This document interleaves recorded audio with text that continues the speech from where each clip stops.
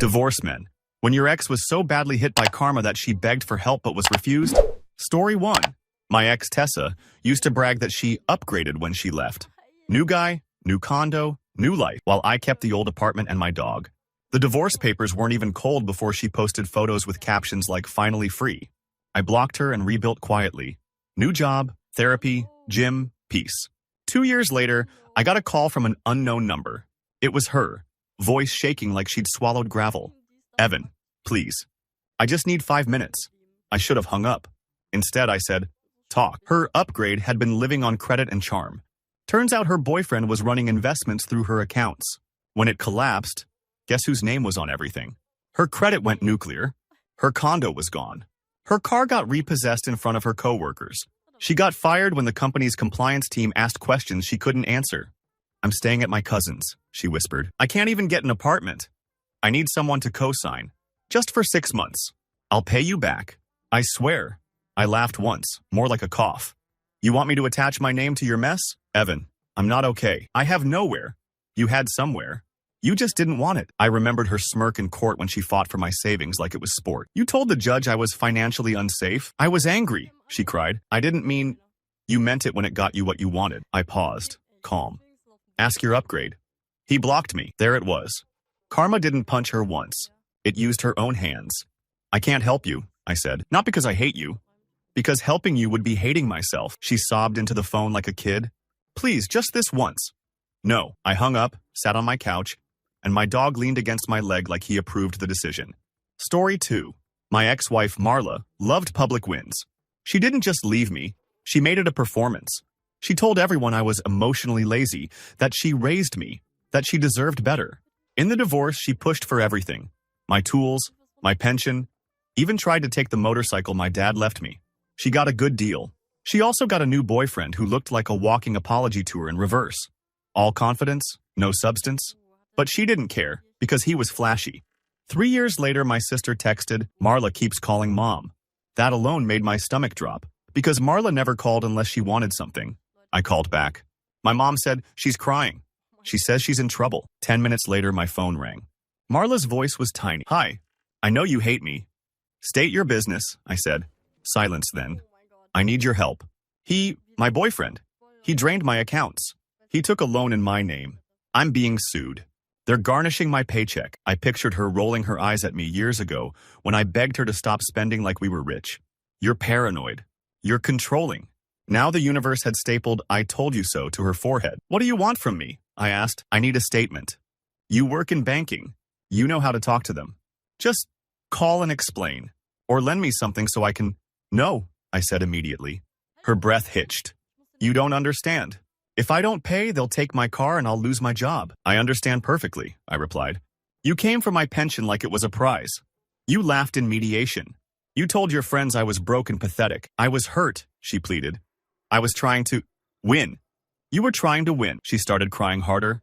Please, I can't do this alone. I let the silence stretch. Then I said, you're not alone. You have the same support you gave me when my dad died and you called it an excuse to be depressed. She went dead quiet. I'm not your emergency fund, I added, voice steady. Call a lawyer. Call your family. Call the man who put you here. Okay, she whispered, like something inside her finally cracked. Okay, I ended the call and felt nothing. Not joy. Not revenge. Just relief that I wasn't carrying her chaos anymore. Story 3. When my ex left, she didn't just take half. She tried to take my identity. She told our mutual friends I was unsafe. She hinted I had a temper. She kept the house by painting me as the villain. And for a while, people believed her. I started over in a small rental, worked overtime, and stayed quiet. My life got smaller but cleaner. Then one night, 6 months after the divorce finalized, a message popped up on Facebook from her aunt. Please call me. It's urgent. I assumed someone died. Turns out my ex's new soulmate wasn't a soulmate. He was a parasite. He convinced her to sign as guarantor on his business lease. When he disappeared, the landlord came for her. Then the bank came for her. Then the IRS came for her because the business had forgotten to pay taxes. She showed up at my door unannounced. Hood up, mascara streaks, shaking hands. The same woman who once told me I'd be nothing without her was now standing on my porch like a cold stray. I need to talk, she said. I stepped outside and closed the door behind me. Why are you here? Her jaw trembled. I'm in trouble. I waited. They're taking my wages. They froze my account. I can't pay rent. She swallowed. I just need somewhere to stay for a couple weeks, please. I stared at her. You called the cops on me during the divorce. Her eyes flicked down. I know. You told them I threatened you. I know. You knew it wasn't true. She whispered. I was trying to protect myself. No, I said, voice sharp. You were trying to destroy me. She started crying right there on the porch. I'm sorry. I messed up. I didn't think it would come back on you, I finished. She nodded like a child being scolded. I took a breath and felt something surprising. Calm. Not anger. Clarity. You can't stay here. Please, she begged, grabbing my sleeve. I have nowhere. I gently pulled my arm free. You had somewhere. You burned it. Her face crumpled. I'll do anything. Do this, I said. Leave. And don't ever come back to the door of the man you tried to ruin. She stood there, sobbing, for a long moment. Then she walked away down the sidewalk without looking back. Karma didn't need me to punish her. It had already moved in. Story 4. My ex Rena had a habit. Break something, blame me, demand I fix it. Marriage was just the biggest version of that. She cheated, then told everyone it was because I wasn't attentive. She drained our joint savings for stress, then said I was abusive for asking questions. In the divorce, she demanded spousal support even though she was the one who blew up the marriage. Somehow she got it, temporarily. A year later, the check stopped after a court review. 2 weeks after that, I got a voicemail from her. First one since the divorce. Her voice sounded different. Not smug, not sharp, small. Hey, I know I shouldn't call, but I need help. I didn't respond. Then she texted, it's serious. I'm scared. Against my better judgment, I called back. She answered immediately, like she'd been staring at the screen. Thank you. What do you want? I asked. My mom had a stroke, she said. And for a second, my heart sank. Then she kept going, and I got evicted. I missed payments. I thought I'd figure it out, but I can't. I'm sleeping in my car. I blinked. Where's your boyfriend? He left when things got hard, she admitted. He said I was too much drama. Of course he did. I just need a place to stay until I get paid, she said quickly. Just a couch. I'll be quiet. No, I said. Silence. Then a shaky breath. Rena, please. You're calling me because everyone else finally treated you the way you treated me, I replied. And now you want mercy. Her voice snapped, desperation turning to anger. So you're just going to let me suffer? I almost laughed. You didn't just let me suffer. You curated it. She started crying again. I'm sorry. I'm sorry. I didn't realize. You realized, I said. You just didn't care, she whispered. I could die out here. I paused, then said, call your mother's family. Call a shelter. Call social services. I'll send you the numbers if you need them. I don't want numbers, she sobbed. I want you. That's the problem, I said softly. You only want me when you're falling. I ended the call and sat there with my hands shaking. Not from guilt, but from the weird freedom of refusing to be her lifeboat again. Story 5. My ex-wife Dana built her whole personality on being right. She was always the smartest, the victim, the hero. When she left, she told me, you'll understand when you're older, like I was a child. In court, she weaponized everything. My quietness became coldness. My boundaries became control. My anxiety became instability. She demanded full custody, even though I was the one doing school runs and bedtime. She wanted to win so badly she didn't notice she was building a story she'd eventually have to live in. She won custody, then lost it slowly. First, she missed pickups. Then the school started calling me instead of her. Then my son told me, Mom sleeps a lot. I didn't know what that meant until the day Dana called me at 2 a.m., voice slurring. Hey, she said, too cheerful. I need a favor. I hung up. She called again. And again. Finally, I answered. What? She started crying instantly. I messed up. Turns out she'd started dating a guy who helped her relax. Pills, drinking, late nights. She got pulled over with our kid in the back seat. She blew over the limit. The officer called CPS. Within a week, she had supervised visitation. Within a month, she had a court date that could strip custody entirely. Then she begged me, not for forgiveness, for rescue. Please, she sobbed. Tell them it was a misunderstanding. Tell them I'm a good mom. Tell them you exaggerated in court. I went cold. Exaggerated? You're asking me to lie now? I'm desperate, she whispered. If I lose him, I'll have nothing. I pictured my son's small face, the way he used to flinch when he heard her keys because he didn't know which version of her was coming through the door. You should have thought about that before you drove drunk with him, I said. I didn't mean... Dana, I interrupted, voice steady. You told the judge I was unsafe to be around our child. You tried to erase me. Now you want me to save you so you can go back to pretending you're perfect. I'm not pretending, she cried. I'm sick. I believe you, I said. And that's why I'm not helping you dodge consequences. I'm helping my son. Her breathing turned ragged. So you're going to take him from me? No, I said. You did. She made this awful sound. Half sob, half scream. And started pleading again, saying she'd do anything. She'd sign anything. She'd change.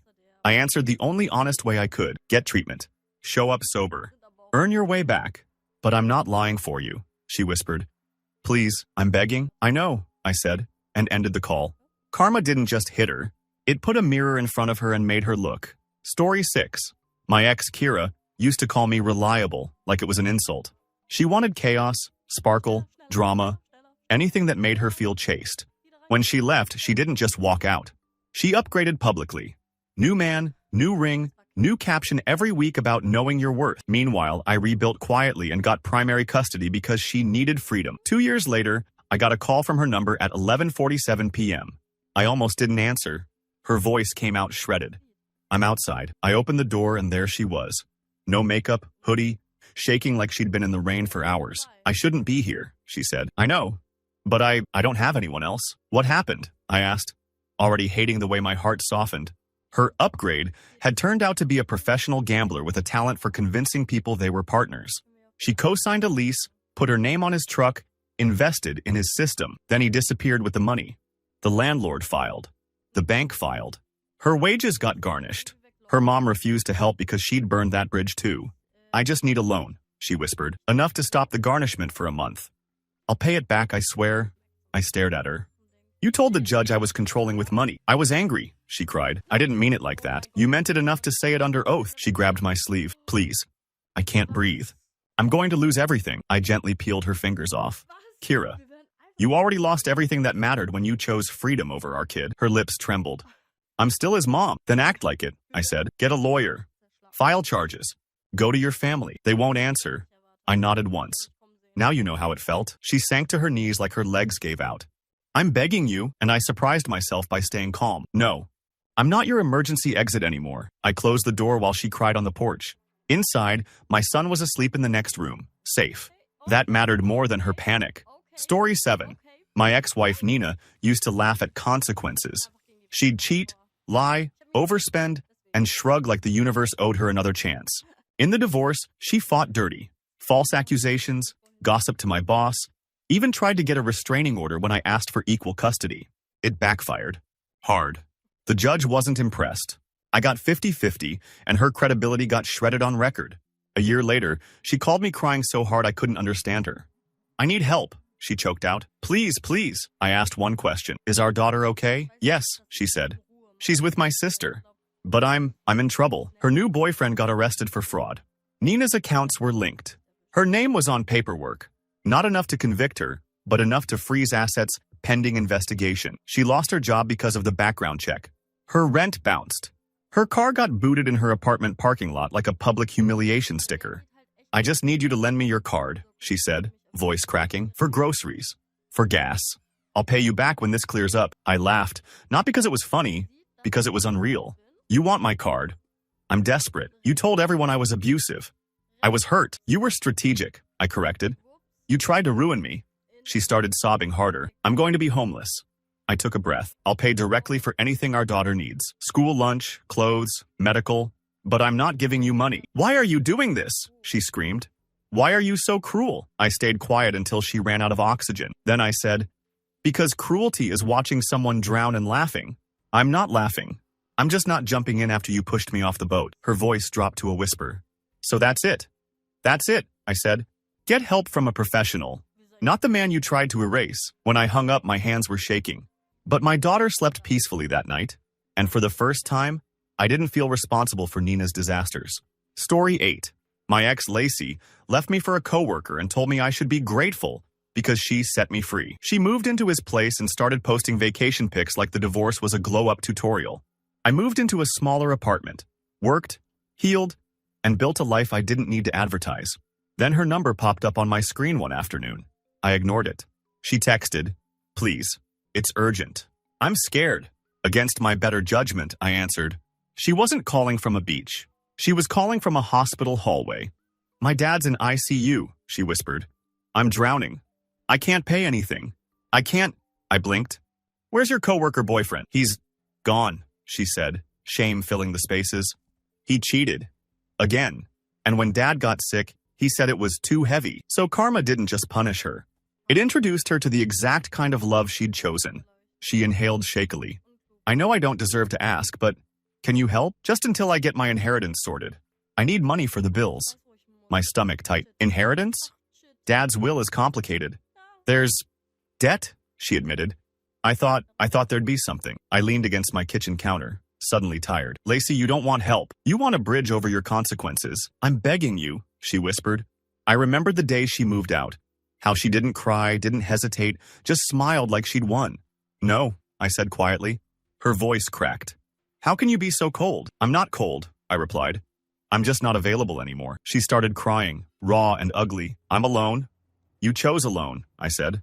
You just didn't think it would happen when you needed something. I offered one thing. If you need resources, financial counseling, social worker numbers, I'll text them. I don't want resources, she sobbed. I want you. And that's exactly why I can't, I said, and ended the call before my sympathy could turn into self-betrayal. Story 9. My ex-wife Paige was a main character type. Every argument ended with her tears and my apology, even when I'd done nothing. When she filed for divorce, she acted like she was escaping prison, not leaving a marriage she'd already abandoned emotionally. She took half, plus extras, plus the dog she didn't even walk.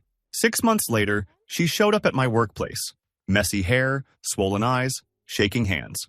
My coworker led her to the lobby like she was a lost kid. I need to talk, she said. I didn't want a scene, so I walked her outside. What is it? Her voice trembled. I got sued. Turns out she'd been selling boutique skincare online. Not illegal. Until she started claiming it cured eczema, acne, anxiety, basically every human emotion.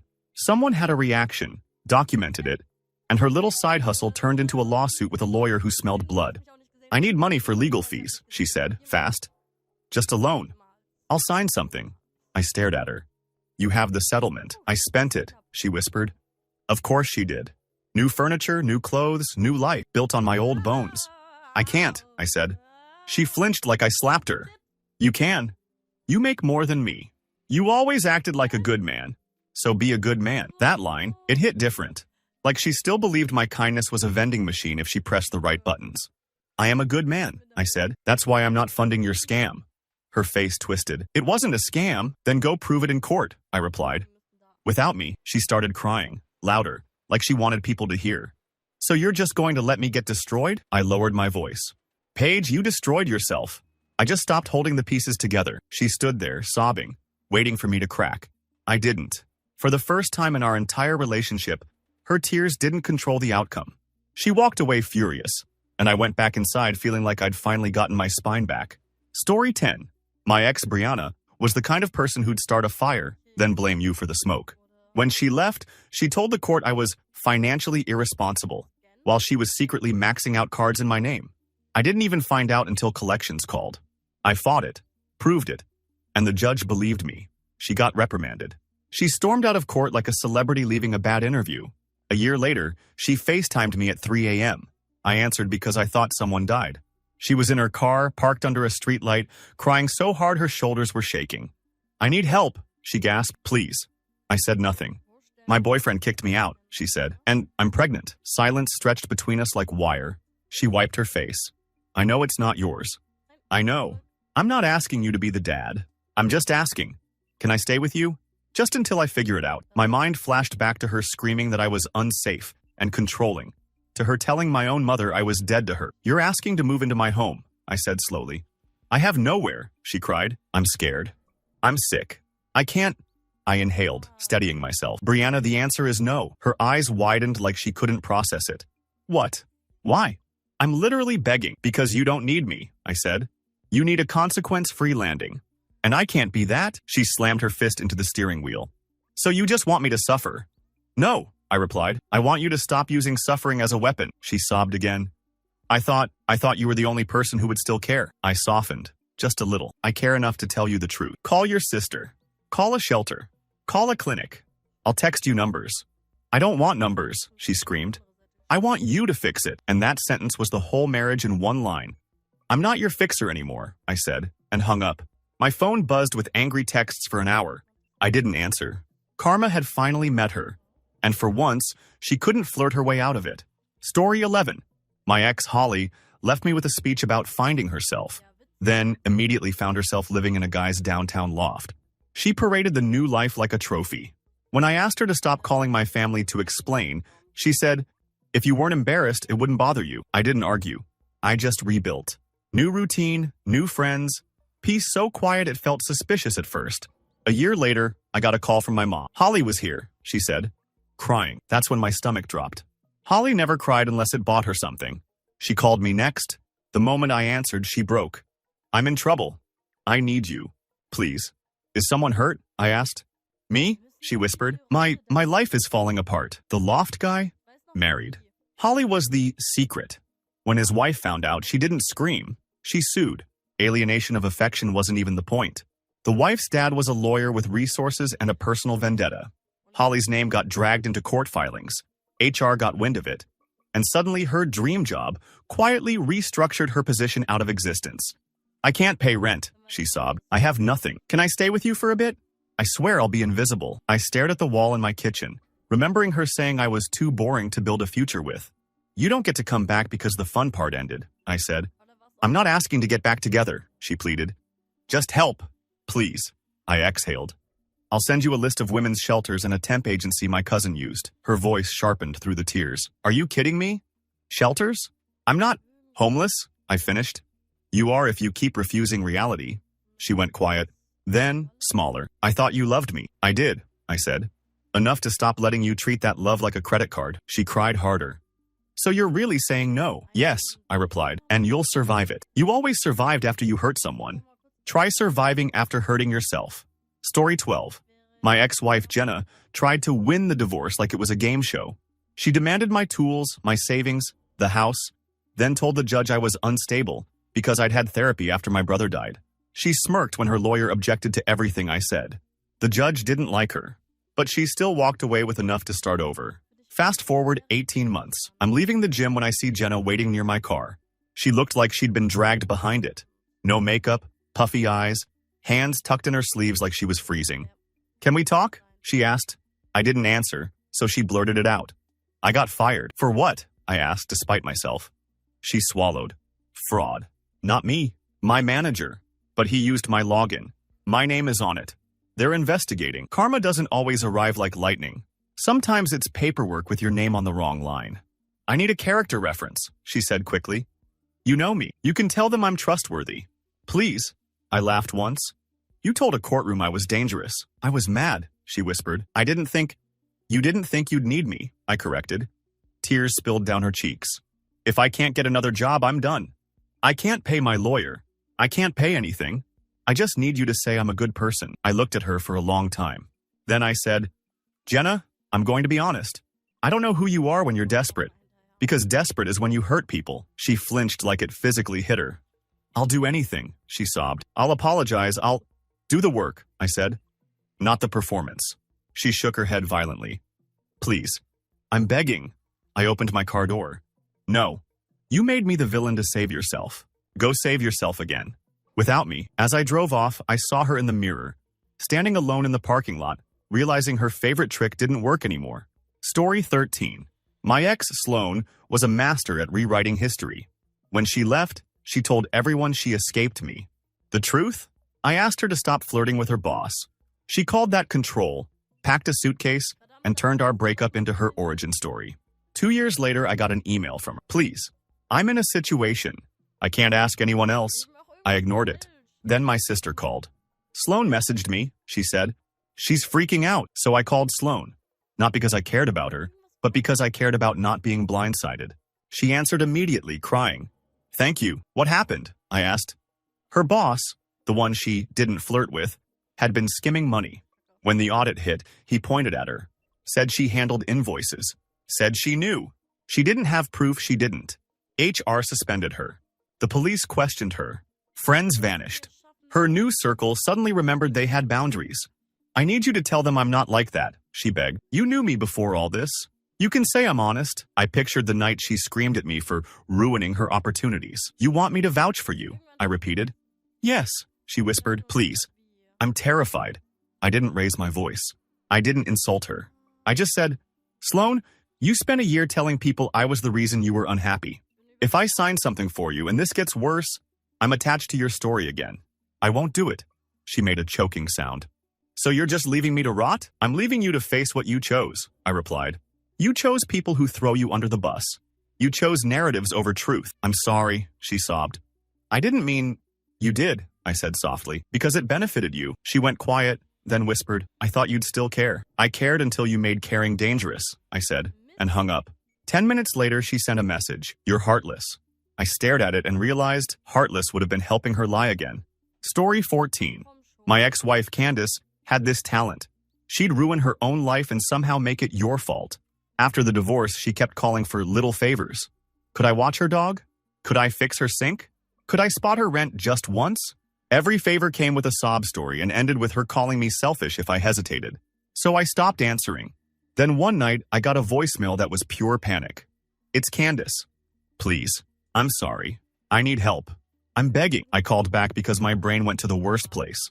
She answered and immediately burst into tears. They're taking my kid. My stomach flipped. What? She'd been bouncing between boyfriends and temporary roommates. One of them got arrested for drugs. CPS showed up. Candace failed a surprise test. She swore it was secondhand smoke. The caseworker didn't laugh. I need money for a lawyer, she cried. You're the only one who can help, please. If you ever loved me, I cut her off. Don't do that. What? She snapped, desperate. Don't use love like a hostage. She sobbed harder. I'll lose him. I steadied my voice. You're losing him because you chose chaos over stability. That's not fair, she screamed. You're punishing me. No, I said. The court is protecting a child. Silence. Then a whisper. So you won't help. I'll help the child, I replied. I'll take him if the court asks. I'll pay directly for what he needs. But I'm not giving you money to fight consequences. Her sob turned into something darker. You want to steal my son? I want him safe, I said. That's what you should want too. She started begging again, promising therapy, promising sobriety, promising anything she thought I'd buy. But I'd heard promises from her like weather reports. Dramatic, loud, and always wrong. I'm sorry, I said, and I meant it. But the answer is no. Story 15. My ex, Brooke, treated marriage like a subscription. Cancel when bored. Renew when convenient. She left for a guy who owned a boat and posted captions like, soft life only. She told me I was too serious, that I'd never be fun. I became fun the moment I stopped funding her fun. 2 years later, I got a message. Can you please talk? I'm in the ER. I called immediately. Her voice was thin. I'm okay. But I'm not. The boat guy ditched her when she got pregnant. Then she miscarried. Then her friends, who loved the glamorous version of her, ghosted. On top of that, her landlord sold the building. She had 30 days to move, 0 savings, and a credit score she'd nuked chasing the soft life. I just need somewhere to breathe, she whispered. A week. Please. My chest tightened, because that wasn't manipulation. That sounded like genuine collapse. Then she added, I'll sleep on the couch. I won't bother you. I can't be alone right now. I stared at my living room, at the calm I fought for. Brooke, I said carefully, I'm sorry for what happened to you. Truly. Her breath caught like she thought she'd won. But you can't stay here, I continued. Her voice cracked. Why? I'm not asking for money. Just a couch? Because every time I let you in, you make my life smaller, I said. And I can't shrink again to keep you from feeling your pain. She started crying softly. So you're just going to abandon me? I'm not abandoning you, I replied. I'm refusing to abandon myself, she whispered. I thought karma would hit you for not forgiving me. I almost laughed through the ache. Karma hit you, Brooke. And I'm not the shield you get to hide behind. I texted her a list of crisis resources, offered to call her sister, even offered to drive her to her mom's if she wanted. She refused all of it, because she didn't want help. She wanted access. And for once, I didn't give it. Story 16.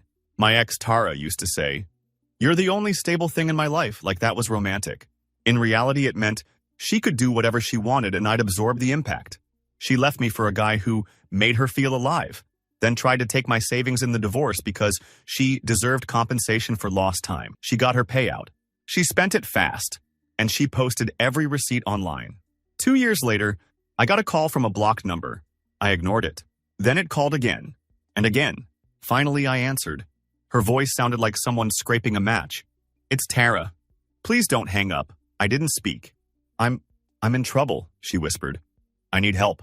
What kind? I asked. My landlord changed the locks, she said, breath shaking. I'm behind, and my car's gone. Repossessed. I'm at a gas station right now. The alive guy?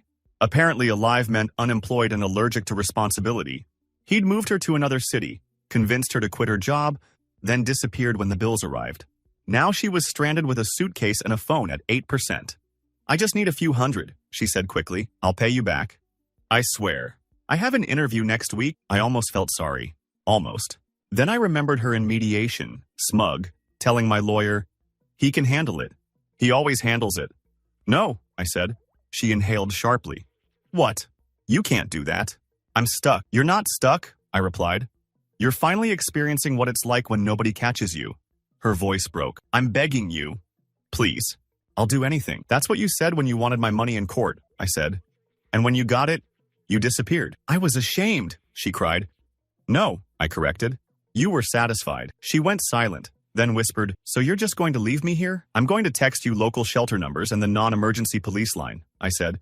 That's help. Money isn't help. Money is you reopening the same door. She started sobbing, saying my name like it was a spell. I hung up anyway. Karma didn't need me as a weapon. It just needed me to stop being her safety net. Story 17. My ex-wife Megan tried to turn our divorce into a victory lap. She moved out, moved in with her friend, and moved on, posting photos with captions like New Era, while I stayed home and learned how to breathe in the quiet. Then karma hit her in a way she couldn't pose for. She showed up at my doorstep one cold morning, wearing sandals and a sweatshirt, cheeks blotchy from crying.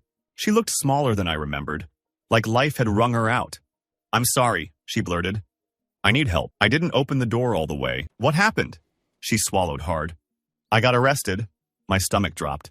For what? Not a crime, she said quickly. A warrant.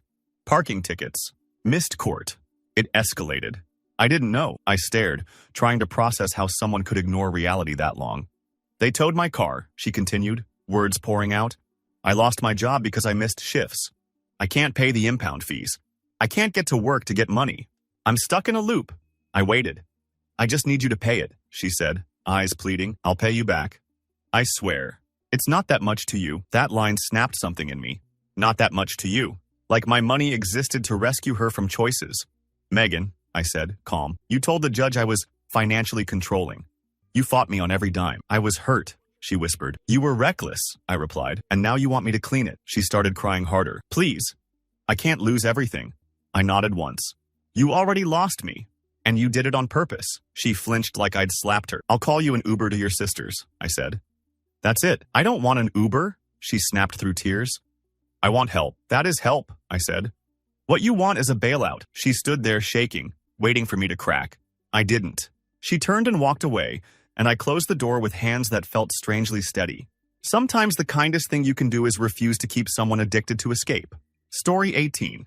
My ex Danielle left me for a better future, which turned out to mean a better paycheck. She married a guy with a big house, big smile, and an even bigger ego.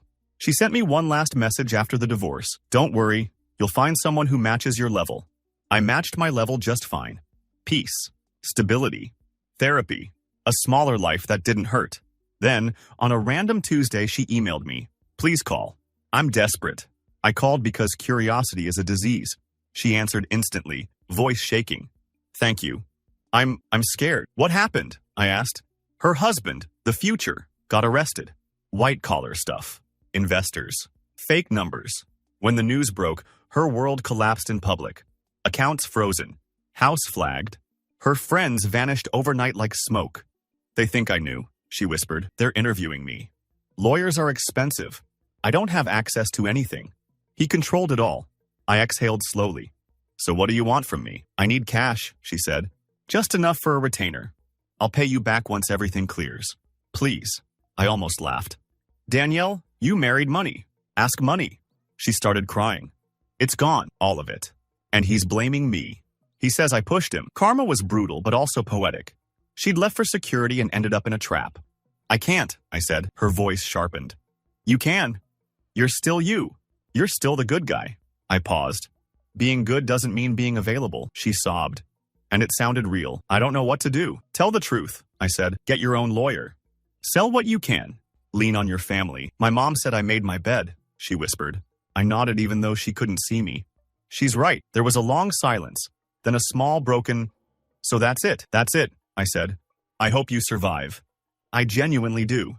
But I'm not your rescue boat. When I hung up, I felt something unexpected, sadness for the person she could have been, and gratitude that I wasn't chained to her choices anymore. Story 19. My ex-wife Rachel made sure the divorce hurt. Not just financially, emotionally. She introduced her new boyfriend to our friends before the papers were signed, then told me I was immature for being upset. But the worst part? She tried to poison my relationship with our son, telling him I didn't want a family anymore. So when she called me crying, a year later, my first instinct wasn't sympathy. It was alarm. Is he okay? I asked immediately. He's fine, she sobbed. He's asleep. But I'm ruined. Her boyfriend had convinced her to start fresh by opening a small business together. She took out loans, put the lease in her name, signed for equipment. Then he vanished with the equipment. Now the bank wanted payments. The landlord wanted rent. And she had a court notice that looked like the beginning of the end. I need you to help me cover it, she begged, just until I figure it out. Otherwise they'll take the house and then what happens to our son? That line was a knife. She was trying to use my love for my kid as a lever. I kept my voice low. Rachel, don't do that. What? She cried. Don't make this about him. This is about you getting played. She wailed. I didn't know he'd do this. You didn't want to know, I said. You wanted the fairy tale. She got quiet, then whispered, if you don't help, I'm going to lose everything. I took a breath. Here's what I'll do. I'll file for temporary custody so our son is stable. I'll pay for what he needs directly. But I'm not paying your debts. She went silent like she couldn't believe I said the word custody. You're taking him, she said, voice turning sharp. I'm protecting him, I replied. From instability. From your panic. From whatever comes next. She started screaming then, calling me heartless, selfish, vindictive. It was almost comforting, because it sounded like the old Rachel again. Blame first, responsibility never. When she ran out of words, I said, you wanted me out of your life. Congratulations. I'm out. And I hung up before she could find another way to twist it.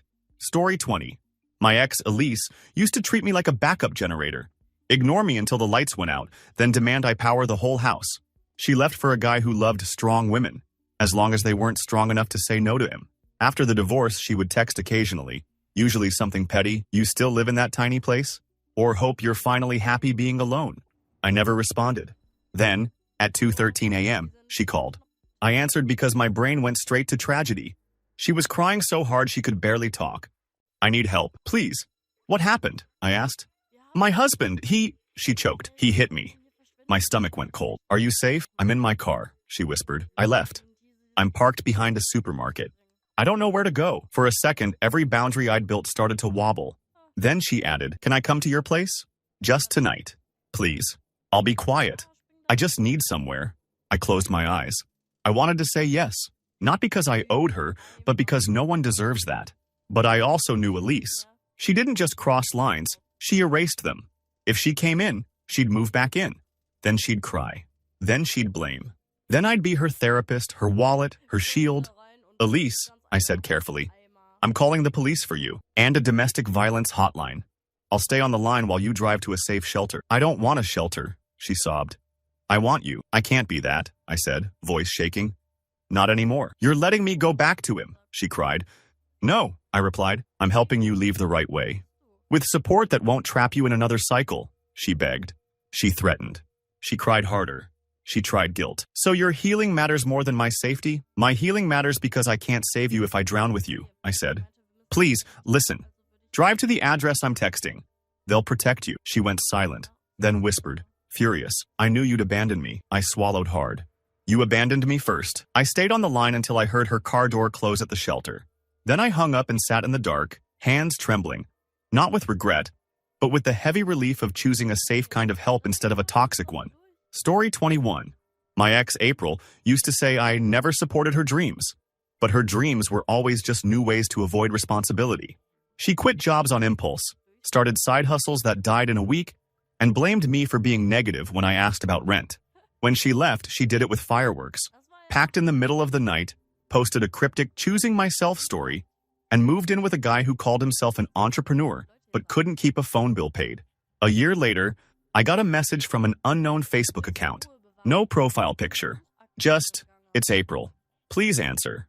"I'm scared," I called. She picked up immediately, sobbing. "He stole everything," she said. Turns out her entrepreneur opened credit cards in her name. Not 1, 5. He maxed them out, disappeared, and now collectors were calling her at work. Except she didn't have work anymore because she'd taken a break. "I can't even get a bank account," she cried. "I can't rent. I'm ruined." "What do you want from me?" I asked, already knowing. "I need you to co-sign a place," she whispered. "Just for 6 months. I'll pay, I swear. Please." My throat went tight. Co-signing was the exact kind of chain she loved to wrap around people. "No," I said. Silence. Then rage through tears. "You're really going to do this to me?" "I'm not doing anything to you," I replied. "You're asking me to tie my life to your mess again." She started pleading. "I'll go to therapy. I'll get a job. You said that during the marriage," I said. "You said it during the divorce. You say it when the consequences arrive." She whimpered, voice small. "I don't have anyone else." "That's because you treated people like tools," I said, softer than she deserved. "I'll send you resources." "But I'm not signing anything." "I thought you loved me," she whispered. "I did," I answered. "That's why I'm done sacrificing my future for your emergencies." She hung up on me like I was the villain. But for the first time, I didn't chase the role she wrote for me. Story 22. My ex-wife Mallory was the queen of little lies. She'd lie about money, about where she was, about who texted her. Then she'd cry when caught and call it trauma. In the divorce, she tried to paint me as controlling because I asked her to stop draining our joint account. She walked away with a settlement and the smug satisfaction of being the one who won. Then karma came dressed as an audit. Mallory started a small online boutique. Cute packaging, fake scarcity, big profits. Until the tax office noticed she'd been running it through personal accounts and forgetting to declare income. She got hit with penalties so big they looked like a typo. She called me at 6 a.m. I answered half asleep and heard her wailing. "They're going to take my paycheck," she cried. "I'm going to lose my apartment." I sat up. "What happened?" She explained between sobs. Rushing like speed would erase her mistake. Then she said the line I expected. "I need you to lend me money. Just enough to pay the first part. Please." I stared at the ceiling. "Mallory." "No." Her crying snapped into anger. "You have money. You're doing fine. Why would you just watch me drown?" "Because you shoved me underwater for years and called it love," I said. She went quiet, then whispered, "I made mistakes." "You made choices," I corrected. "And you kept making them because someone always saved you." She started begging again. "I'll sign a contract. I'll pay interest. You'll do whatever you need to do until you're safe again," I said. "Then you'll disappear." "That's not true." "It is," I replied calmly. "The only consistent thing about you is the emergency." She broke down, whispering my name like I was her last rope. I offered what I could offer without self-destruction. "I'll help you find a tax attorney. I'll send you resources." "I don't want resources," she screamed. "I want help." "That is help," I said. "A bailout is not." She hung up on me. 2 hours later, she texted, "I hope karma gets you." I stared at it and thought, it already did. It got me free. Story 23. My ex Brielle left me because I wasn't ambitious enough. She wanted a man who'd take risks. She found one. He took risks with her savings. When the marriage ended, she made sure to twist the knife. Took the couch, the TV, even the stupid blender like it was a trophy. Told mutual friends I was dead weight. So when she showed up at my door 2 winters later, I thought I was hallucinating. She was pale, shivering, clutching a plastic bag like it contained her whole life. "I can't do this," she whispered. I didn't invite her in. What happened? Her risk taker got into crypto schemes and convinced her to put her name on just one loan, then another, then a third. When the market crashed, he vanished. Creditors came. Her bank froze accounts. Her landlord filed eviction. "I need a place to stay," she said, voice cracking. "Just a little while. I'll sleep on the floor. Please." I swallowed. Part of me wanted to be kind. Another part remembered her laughing in court when my lawyer asked for a payment plan. "No," I said, steady. Her eyes widened. "Are you serious?" "Yes," I answered.